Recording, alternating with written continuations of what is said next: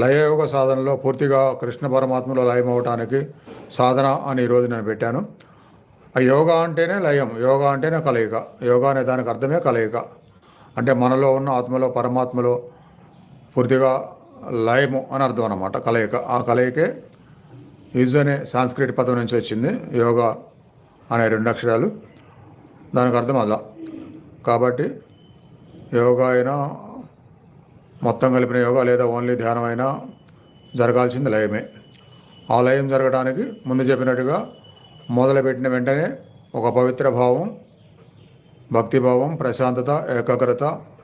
ఇప్పుడు మనం ఉన్న స్థితి కూర్చుంది కృష్ణ పరమాత్మలో లయం అవటానికి, పరమాత్మ నుంచి అనుగ్రహాన్ని పొందడానికి, తదేకంగా దర్శించగలగడానికి.